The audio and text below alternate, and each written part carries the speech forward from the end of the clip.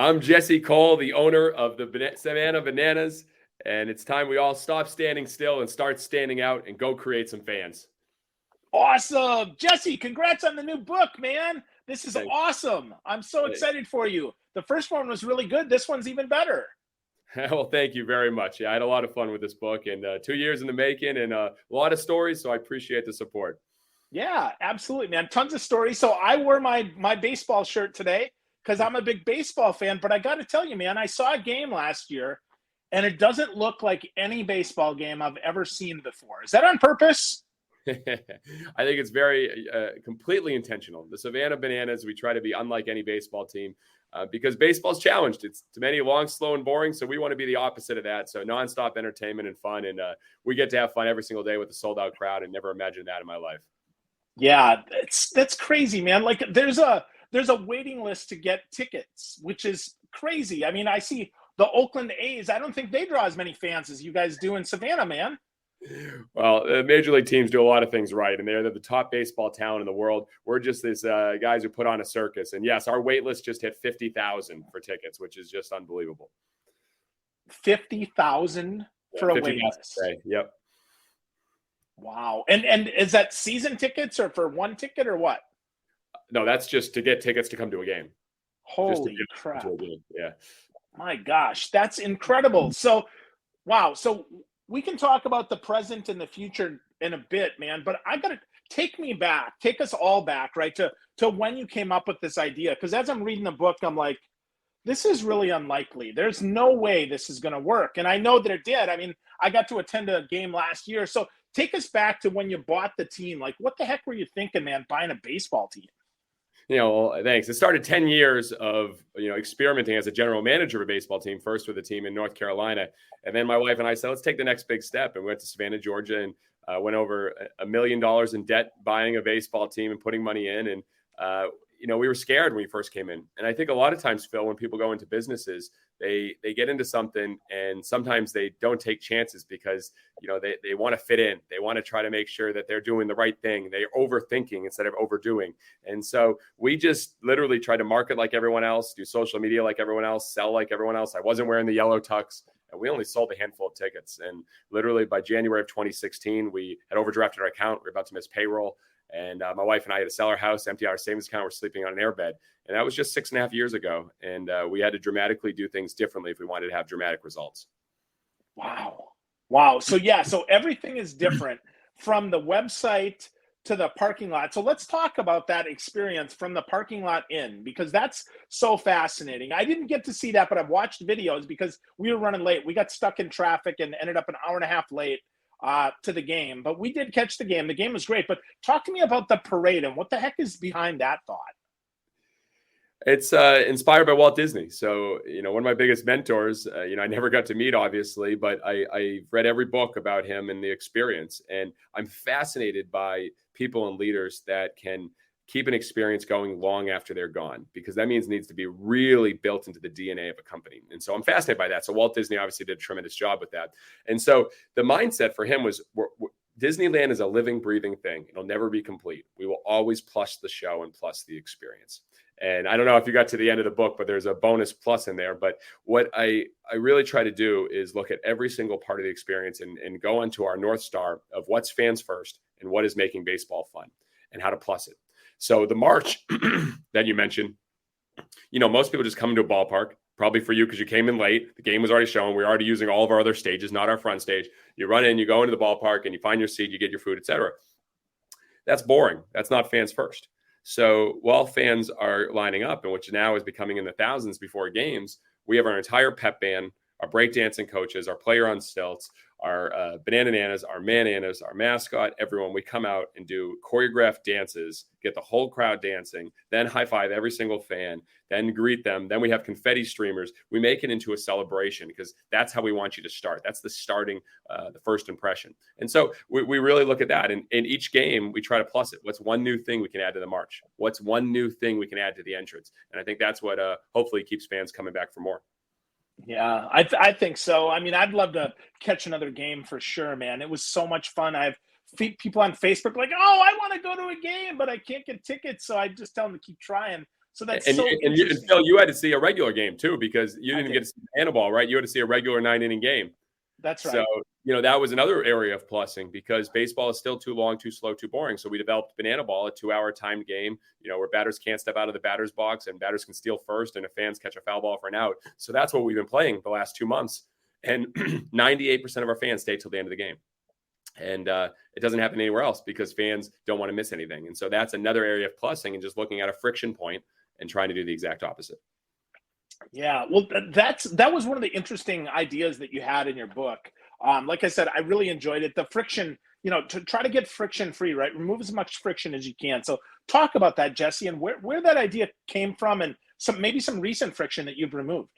Oh, geez. Every day we're finding friction. I think you need to be a friction fighter, as I talk about in the book. So, again, going back to Walt Disney, he had an apartment above Disneyland, and he used to go and be undercover, just like we've seen the show Undercover Boss, but he would go undercover as a guest, and he would go, walk with the guests. He would eat with the guests. He'd get on rides. And he said this, he said, whenever I go on a ride, I'm always asking what's wrong with this thing and how can it be improved?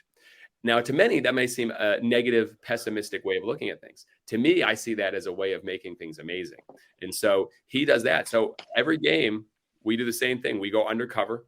We park with the fans. We walk in with the fans. We sit with the fans. We eat with the fans. And most importantly, we listen to the fans. And not just listening with our eyes. We listen to try to see, how do they react? How do they do things? What are they saying? And when you hear all that, then you find the friction pretty easily. And most people, what they're doing is they're just looking for the great things. We're looking for things on how do we make them great. And so, yeah, I mean, there's friction nonstop. I mean, there was friction in walks in baseball. That's why we turned it into a sprint in the banana ball. And so the rule is a walk is literally you just walk to first. It's the most boring play in sports. And we turn it into a sprint where the hitter takes off full speed, can go to as many bases as he wants, while the position team has to throw the ball to every single guy in the field before it's live. And then that became a friction point because it was automatic double, automatic triple. So then our coach, Eric Burns, worked on a way to get everyone to come in together and do this weave and make it almost magical that they could get a guy out at second, because it became too boring because the same thing was happening. So that was a friction. So you keep attacking friction until you create something that's truly special. Wow. So Eric Burns, is that former pro ball player Eric Burns that played for the A's? Yeah, one of the Oakland A's all-time greats. Yeah, he's our head coach for our pro team. Wow. That's amazing, man. So is it the fans first mentality that attracts someone like an Eric Burns, someone that, loves traditional baseball, obviously, but now is playing banana ball? I mean, how does that work, man? Well, yeah, you think about it. So Bill Lee pitched for us. Johnny Gomes played for us. Jake Peavy pitched with his Gold Glove for us this tour. So yeah, I think people realize what's going on with the game, and we're so fortunate, as from sleeping on the airbed 6 years ago. I mean, we have 2.5 million TikTok followers, which is almost 2 million more than any Major League Baseball team. So when you think about that, we have a young audience that is looking for something fast, and we are now in that TikTok world. We can get entertainment at our fingertips, left and right. Yet baseball games have gotten longer for 7 straight years, and the average baseball game is over 3 hours and 12 minutes long. Yet you tell me how many movies are over 3 hours long. It doesn't happen that way. And so the way is the world is getting faster, but baseball is getting slower. So guys like Burnsy and Jake Peavy and Johnny Bench, who joined us this summer or this tour. I mean, all these guys who joined us, they're like, ooh, this is something we haven't seen before. This could be the way of the future. And I take it as a compliment. I don't think Major League Baseball is ever going to have fans catch a foul ball for an out. Like, that's just not going to happen. It would be amazing. There'd be a lot more gloves in the audience with fans, a lot more kids coming, but they won't do it. But we're not trying to compete with Major League Baseball.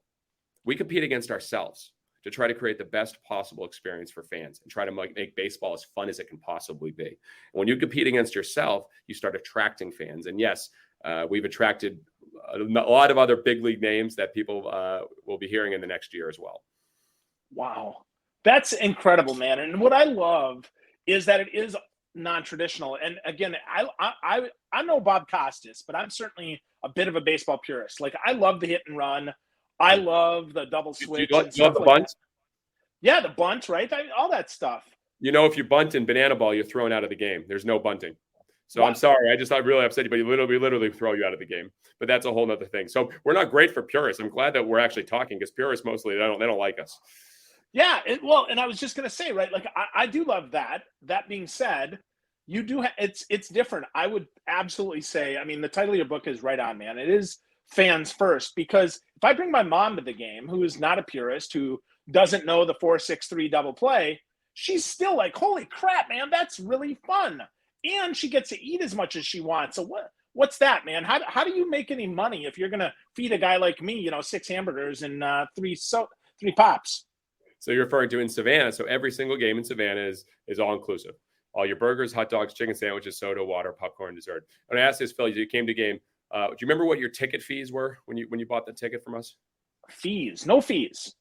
Yeah. Do you remember what about your taxes? When you bought, did you buy a drink? Did you buy anything premium? Like obviously all your food was included, but did you buy anything else? Do you remember how much taxes you paid? I don't think we paid taxes. Yeah. So that's the fans first mentality. It's absolutely crazy. It's absolutely crazy. We will pay hundreds of thousands of dollars in fans taxes this year. There's not one sports team crazy enough in the country or the world to do that.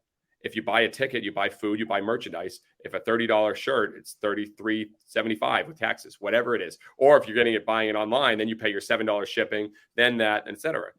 A $25 shirt for us is a $25 shirt. And we package it in a yellow custom box or yellow custom envelope with a free koozie and a free decal with yellow tissue paper, and we send it with a letter. It doesn't make any sense.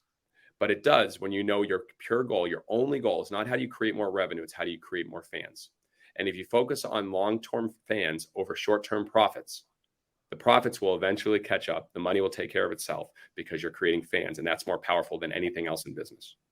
Yeah, absolutely, man. That's so, it's counterintuitive, but when you say it out loud, right? If I get fans, they're going to tell everybody about it. They're going to do that. So let's go this, Phil. I want to dive in this for a second. Yeah. So how much money do you think we spend on marketing? Like all the marketing, social media, TV, radio, digital, like what do you like, or what percentage, or if you want to just guess? I don't know what. So let's see, percentage, probably what, 20%, 30%? Yeah. We spend $0 on marketing. So 0%. We spend zero. So we don't spend any outside advertising at all. And so you want to talk about the power of fans, we invest everything in the experience. So when we go on tour, the Harlem Globetrotters example, who we get compared to, which is really kind, but they travel with 30 people. We travel with 120. We bring the pep band, the male cheerleading team, the breakdancing coaches, all of the characters, guys on stilts, tricksters, magicians, the dancing umpires. We invest so much in the experience to wow every single person that comes into the ballpark that they're blown away that when they leave the ballpark, they say the 3 words, which I mentioned earlier in the book, you wouldn't believe. And that's the most powerful form of marketing. You say word of mouth. I believe you wouldn't believe is even more powerful than that. Someone comes to you, Phil, you wouldn't believe I went to the Bananas game and what they did during the game. You wouldn't believe my daughter was handed a rose from one of the players. You wouldn't believe my 6-year-old son, when he asked one of the players for the autograph, they got down to a knee and say, only if I can have yours. And my 6-year-old son signed a player's jersey on the Bananas. You wouldn't believe. And when you create those moments, you don't need to spend any dollars on marketing. So you invest in all those extra expenses, like paying people's taxes, like making sure there's no fees, making sure every ticket's all inclusive in Savannah, because that creates fans, which gives your team purpose, gives everyone that we're doing this a purpose and pride in what we do. And it makes it worth it to keep working hard to create those experiences. So if we could, let's talk a little bit about dollars, Jesse. I mean, you're not sleeping on an airbed anymore. This is profitable now, yes? We're very fortunate. I mean, we're doing hundreds and some days even thousands of merchandise orders every single day. We don't do less than 100 orders plus a day. So merchandise alone has become a multi-million dollar business. And I don't like talking about dollars. I'm like Walt Disney. Money doesn't excite me. Ideas excite me. That's what Walt Disney said. I'm the same thing. I like talking about ideas more than anything. But yeah, the money takes care of itself. Now, do we have the best margins in the world? You better believe no. But, fortunately, we've sold out every single game. The wait list is huge and the merchandise is more than we could ever imagine. And I think about that, whether you're a baseball team or whether you're doing anything, do you have a brand that people want to wear? So people want to wear our because they want to start. Oh, do you know the Bananas? I know the Bananas. Oh, this is what they do. I saw them this. It's like Grateful Dead. Grateful Dead did more merchandise than anybody. Grateful Dead had a similar model. I've learned a lot from them. And so you think about that. Yeti is a cooler brand, yet people wear their hats. So if people like your brand, are you willing to wear merchandise? So they are doing all of our marketing, all of our fans every single day, but they're actually paying to do the marketing for us because they believe in who we are because we are fans first through and through. That's incredible, man. That's really cool. So real quick, speaking of fans, we got a couple that are on here. Sue Gresham says she went to Kansas City from Milwaukee to just see the show. And she says she's a fan of both of us, Jesse. I don't know how I get included with you, but that's an honor. Thank you, Sue. And Chad Lawson says that he missed the trip because they were buying and selling a house at the same time. So they're insane. So sorry, Chad and Ruth, that you missed. And then Danny Jacobson says that he's a huge fan. He's going to watch the replay later. That's awesome. So even here, Jesse, you've got fans, man. You've got folks that love you. So talk to me about like the volume of fan mail that you've got to get. And you say in the book that you read this stuff, man. Like this got way more than you do, bro. Oh man, that's kind of you to say, but no, it's not that crazy. I'm very humbled that I receive, letters and packages, and I got yellow slippers yesterday and gear and yellow banana cufflinks, and people send some very nice things to me, which means a lot. But yeah, I think the reality is I started this in 2016, and as crazy as it sounds, this fan idea and the yellow tuxedo and all the wild things we do, which we haven't even really talked too much about, but the reality is one of the best ways to create fans is a simple thank you. And in 2016, I started the thank you experiment, writing a thank you letter every single day. And it changed my life. I sent it to coaches, teachers, entrepreneurs, authors, just people in my life, family members. And it's weird, but I say it might be the most selfish thing I do because of the way I feel when I start my morning by writing a thank you letter, knowing someone's going to get that and hopefully make an impact on their day. So I am definitely humbled and flattered by when people send me letters and packages, but I get as much joy when I'm able to send that to someone else. Wow. That's cool, man. So let's talk about some of the cool stuff you all do, right? Let's talk about a typical game. You start with a baby dedication. What the heck, man? Yeah, so that was one of the originals. So that's one a tradition that stayed true in Savannah. So yeah, we used to, we still open every game with a banana baby, where we lift the baby up into the air in a banana costume, and everyone sings "Na Savannah, na here." It's the symbolism of tradition here in Banana Land. But yeah, now there's 50 promotions that happen before the game starts. So, we have a weigh-in between the teams. We have a parade that goes through the crowd, like a Mardi Gras parade, throwing beads now. We have our princess sing. We have the Man-Anna tryout. We have a Banana Nana performance. We have the home run hitter. We have our first banana, not a first pitch. We have the entire line after the national anthem do a kick line to Thunderstruck, kind of like the Dallas Cowboy cheerleaders. So there's a series of things because, again, friction. You look at any pre-event of a sporting event, and usually everyone's just eating their food, they're playing music, and then finally they say, all right, here's our first pitch, here's our starting lineup, and then the game starts. And we said, no, that's a moment that you have an opportunity to entertain people. If people are sitting and just eating and bored, I don't want one fan to feel bored for a minute. And that's the biggest challenge I still have with the game that you came to and a lot of games. A 9-inning game is still too boring and too long, and that's why we're attacking it with this banana ball game. So, yeah, I mean, breakdancing coach, 3rd and 4th inning. Players do a different choreographed dance every single night. We have a 2nd inning stretch instead of a 7th inning stretch, where sometimes we bring out a Richard Simmons impersonator and get the whole crowd stretching and dancing in a weird way. We do this in the 7th inning. We actually have the entire crowd sing "Yellow" by Coldplay. They put their flashlights up in the air now and look at the stars, look how they shine for you. And it was all, and the whole stadium goes "Yellow." And "Hey Baby," a tradition. The whole stadium, 4,000 people plus dancing to "Hey Baby." So it's all part of just creating a fun environment and making it nonstop entertainment.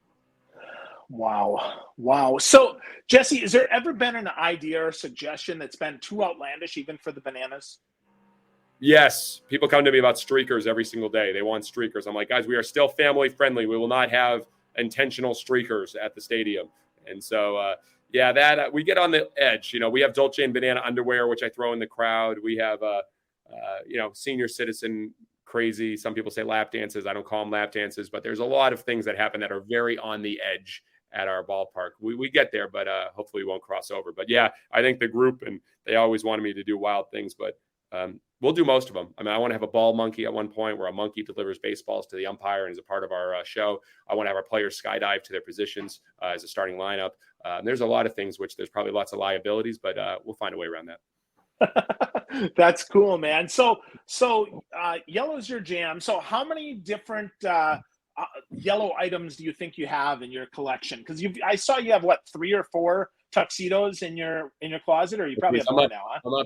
I'm up to 7 yellow tuxedos at this point, and actually here, and you probably heard some of that noise. I'm literally underneath the stadium right now in the bowels of the ballpark. This is our promo closet. So, the amount of yellow, I mean, even we all have our costumes over here. We've got all of our costumes and banana babies and sun costumes, and just, and then there's yellow, toilets for musical toilets. I mean, we got a lot going on in here. So I'm showing there's a lot of yellow in my life. So does your wife love yellow too, or is it just you? Oh no, she's probably completely sick of it at this point. Luckily, I mean, I proposed to her in this yellow tuxedo, and she said yes, and we're still married, and we have 3 kids. So we're doing the best we can. But she really prefers. She goes, Jesse, can you please not wear the yellow tux today? So the days that I don't wear it is a good day for her. That's cool. What about the kids, man? Do the kids love it too, or what do You know, they it's think funny, of Dad's and Bananas? this is something that makes me actually tremendously proud of what we're doing. I think of any professional sports team, whether it's basketball, football, or baseball, it's very hard to relate to them. So think about this: like, no one can really be LeBron James. It's very hard to be Right. Tom Brady or to be Mike Trout or Bryce Harper. It's very hard. So most people go to a baseball game. It's like, wow, look at these athletes and what they can do, and that's cool. But for us, we have the senior citizen dance team. We have the dad bod cheerleading squad. We're now introducing the Banana Splits, which is a youth dance group that's going to be in all green because they're not quite ripe. And they finish each performance with a split. And then we have, our breakdancing coaches, and we have our pep band. And my 4-year-old son, I love this about him. Everyone's like, oh, he's going to be playing for the Bananas. And I go, Maverick, you want to go play baseball? You don't play baseball? He goes, no, Dad. He goes, I want to play in the Banana Pep Band. And so every game, he follows the band around and watches the saxophone player and watches the guy on drums, and he wants to play in the band. And I think about that, and it actually, for a guy that's like, I played baseball my whole life, you don't want the guy, your son to be a jock. You think about that. It's like, no, that makes me so proud, because I think anybody who comes to our ballpark can find themselves in someone that's on stage with the Bananas, and they can relate to someone. And we have this every day. People say, I want to be on the Banana Nanas, or say, I should be a man on the dad bod cheerleading squad. Or a couple that gets married and is having a baby, they say, can we put our baby on the wait list to be a banana baby? Or, all those moments. I think that's what's really cool. And so the kids love it. But my daughter wants to be a Princess Potassia, because we actually have a princess in all yellow. She doesn't want it. She wants to be Princess Potassia. And my son wants to be a part of the pep band. That's incredible, man. That's super, super incredible. So Jesse, you've got so many lessons in the book. It is fantastic, man. But one of the last things we talk about here is your 5 E's. I think they're really incredible, and I think they really set the table for businesses, right? The 5 E's that you run the Bananas around. So which one would you say is the hardest for you to do each and every day? Because in the book, you say you do it every day, and I know that that's true. Yeah. So the 5 E's, just for the listeners, it's the 5 E's to create raving fans. And so that's what, we never had this when we first started. We just started realizing, we started by eliminating friction, the starting point. Baseball is long, slow, and boring. You get nickel and dime and all the different friction points in a ballpark experience. Then number 2, entertain always. How do you find every moment to entertain? Whether it's a video you send in advance or a playlist of music to listen to on the way to the ballpark, or now, which the book was already written by the point, now we send a music video a week after you come to a game by Bare Naked Ladies, but we made it our own spoof. It's been 1 week since you saw us play. You watched the Banana Nanas dance in a funny way, and we actually send that. So, entertain always. The third one, experiment constantly. Every night we do 5 to 10 things at the ballpark we've never done before. A lot of them fail, but you learn faster by doing that. The fourth one, engage deeply. Do for one what you wish you could do for many, what Andy Stanley said. The fifth one, empower action. How do you empower your team to, as I say in the beginning, stop standing still to start standing out, start trying things, start doing things that are a little bit different. As the brilliant philosopher Will Ferrell once said, keep throwing darts at the dartboard, you'll eventually hit the bullseye. I think we need to throw more darts, come up to bat, take more swings. And so out of those 5 E's, I think, they're all very difficult, but they're all challenging. But they're not when you put focus on them. And how you view things is how you do things. And so the reality for us, I think, the engage deeply is probably one of the bigger challenging ones, because, you have to really be able to narrow in and find that moment. And as we learned from Darren Ross in the book, listen carefully, respond creatively. I think we often think so big, but hey, this fan is going through this moment. What can we do to make it special? There's 300,000 fans to work with. How do we slow down? Those are the moments that make me most proud. So between doing that and then the opposite of entertaining always, those two, if you can combine those two together, I think you can be unstoppable and create unforgettable experiences forever. Wow. That's great, Jesse. So if folks want to get started on the fans first journey, obviously they should pick up a copy of the book, check out the Savannah Bananas, follow them on TikTok or Instagram. That's where I see you guys most of the time is on Instagram. I don't play on TikTok much. But Jesse, how would they get started creating a fans first experience for their organization, for the people that they serve?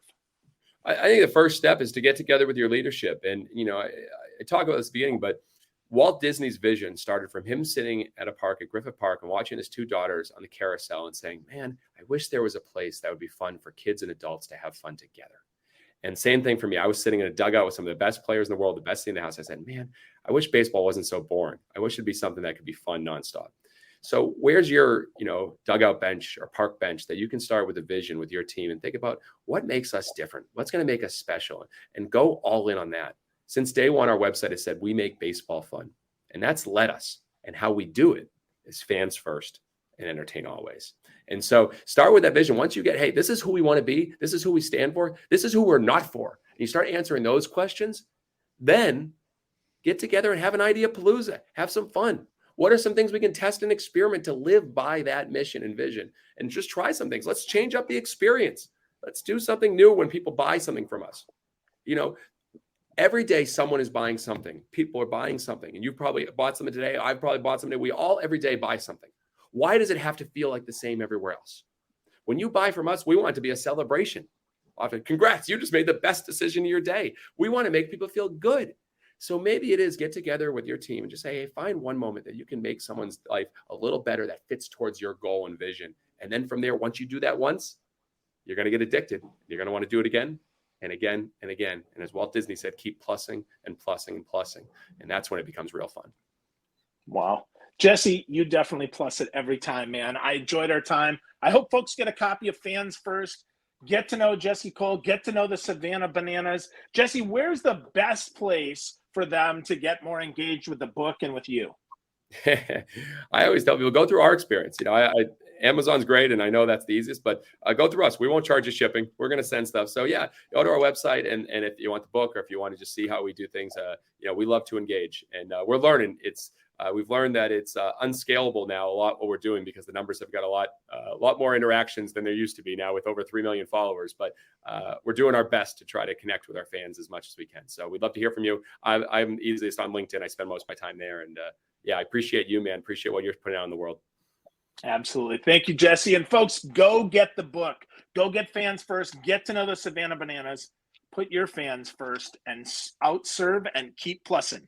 Thanks so much for watching.